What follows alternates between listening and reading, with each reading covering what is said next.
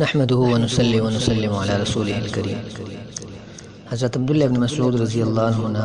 روایت تے چې کلا کاروبارونه هغه ودرېږي او لارې بندې شي او هر طرف ته مختلف قسمه فتنې واقع شي. په دغه وخت کې به د ټولې دنیا نه او علماء کرام د متعینه تاریخ نه بغیر صرف د حالاتو په انتظار کې بناسوي او د امام مهدی علیه رضوان د بیت دپاره به روان شي. دغه عالمانو کې د هر عالم په لاس به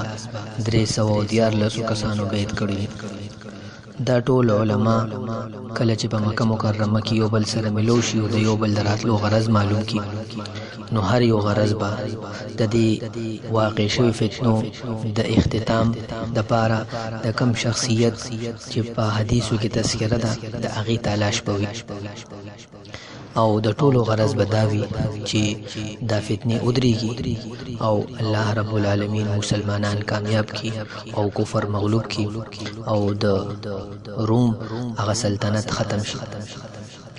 د دې علماو کې به هر یو کس په دې خبره پوه وي چې د امام مهدي د پلار نوم، د امام مهدي نوم، د هغه د مور نوم، د هغه صورت او سیرت او د هغه د راتلو نه مخکې هغه واقع شوي حالات په هغې متعلق دا علما به متفق وي. کله چې د دې دا صفات په یو کس کې عمومي چې د هغه نوم، د هغه د پلار نوم، سادات او خاندان وغیره، نو دا کس به دی په بیت باندې مجبوره کی. هغه به ورته وایي چې زه د انصارو نه یم، زه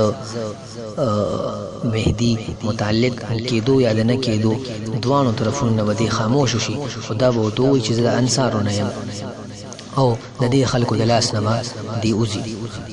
خو علماء کرام د دې شخصیت په باره کې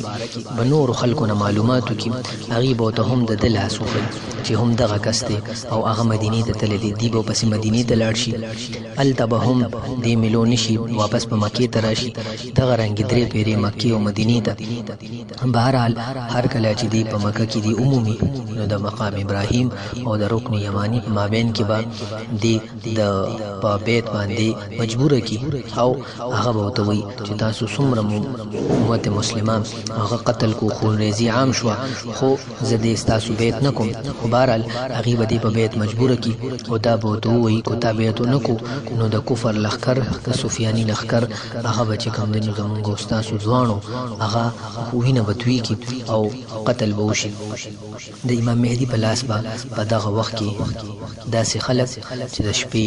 د الله رب العالمین عبادت کوونکي او د ورځې د الله رب العالمین لپاره جنګېدونکي زمري، دی به د امام مهدي په لاس باندې بیت وکړي. دا روایت نعیم ابن حماد په کتاب الفتن کې نقل کړی دی.